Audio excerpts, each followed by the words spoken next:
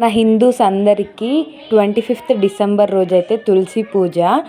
So Christmas కాకుండా పూజ చేసుకోండి. Morning evening కూడా సెలబ్రేట్ చేసుకునే వాళ్ళు ఉంటే చేసుకోవచ్చు, తప్పు అని ఏం కాదు, ఇష్టం ఉన్న వాళ్ళు చేసుకుంటారు.